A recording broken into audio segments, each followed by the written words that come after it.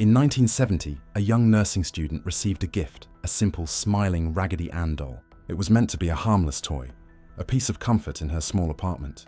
But soon, what began as innocent affection turned into pure terror. The doll moved on its own, left cryptic notes, and even appeared to bleed. When paranormal investigators Ed and Lorraine Warren were called to help, they made a terrifying discovery. The doll wasn't haunted by a child's spirit at all, but by something far darker, something inhuman pretending to be innocent. This is the true story of Annabelle, the doll that lives in glass, forever watching, forever waiting. It all began in 1970, when a young woman named Donna received a vintage Raggedy Ann doll as a birthday gift from her mother. Donna was a nursing student living in an apartment with her roommate Angie. At first, the doll was just decoration, a childhood reminder that made the apartment feel cozy. But soon, strange things began to happen. The doll would be found in different positions when no one had touched it. At times, its arms or legs would appear crossed or uncrossed. Sometimes it would be sitting upright when it had been lying flat.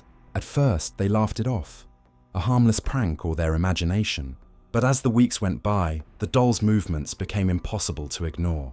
It began appearing in entirely different rooms, behind locked doors. Once, Donna returned home to find the doll standing upright on her bed, waiting for her. The harmless curiosity turned to fear when the roommates began finding small pieces of parchment paper scattered around the apartment. Written in a child's handwriting were the words, "Help us." What made it even more disturbing was that neither Donna nor Angie owned parchment paper, nor did they keep pens of that type in their home. One night, Donna returned to find something even more horrifying. The doll, sitting motionless, with a few small drops of what looked like blood on its chest and hands. The red stains appeared fresh, but no source could be found. Terrified, the girls turned to a medium for help. During a séance, the medium claimed to contact the spirit of a 7-year-old girl named Annabelle Higgins, who had died on the property long before the apartment complex was built. The spirit said she was lonely, and that she simply wanted to stay with them. Moved by sympathy, Donna gave the spirit permission, allowing Annabelle to inhabit the doll. But that was the mistake that sealed their fate. After the séance, the activity grew violent. The doll seemed to move with intent. It was no longer random. One night, their friend Lou stayed over. He had always felt uneasy about the doll. As he slept, he woke suddenly to find the doll sitting at the foot of his bed. In seconds, it seemed to climb up his body. And before he could move, he felt an invisible pressure on his chest. He struggled to breathe. Then he blacked out. When he awoke, he found deep claw marks across his chest. 3 long scratches running from his collarbone to his stomach. That's when Donna and Angie realized this wasn't the spirit of a child. They reached out to local clergy, who connected them to famed paranormal investigators Ed and Lorraine Warren.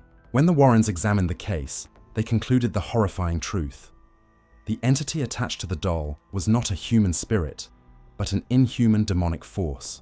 It had manipulated the women through sympathy, pretending to be a lost child, in order to gain their trust. Its goal was simple: possession. The Warrens arranged for a priest to perform a blessing and exorcism of the apartment. During the ritual, the atmosphere grew heavy. Objects shifted, cold spots formed, and a presence filled the room. When the prayers ended, the Warrens took the doll with them for safekeeping.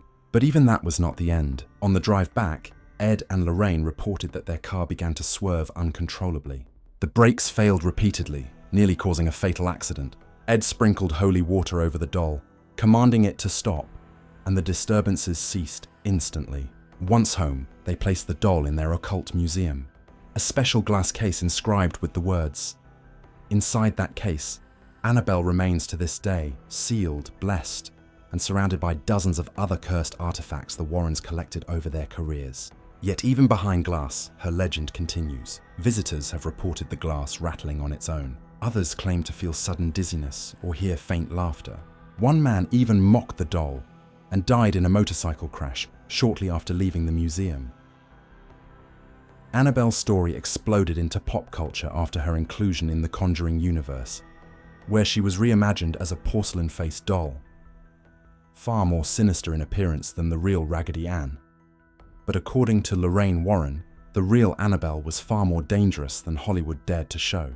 "She's not possessed by a ghost," Lorraine once said. "She's manipulated by a demonic force, and that force is still active. Over the years, skeptics have tried to debunk the case, calling it superstition, illusion, or clever storytelling. Yet those who have encountered Annabelle firsthand, from priests to investigators, all speak of the same thing: an overwhelming sense of dread that seems to radiate from her. Whether the doll truly houses a demon or not, one thing is certain: the belief itself has power. The more people speak her name, the more her legend grows. And with every telling, the story becomes stronger, darker, more alive. Today, Annabelle rests behind glass in the Warren Occult Museum in Connecticut. Blessed weekly by priests, watched over, and yet feared.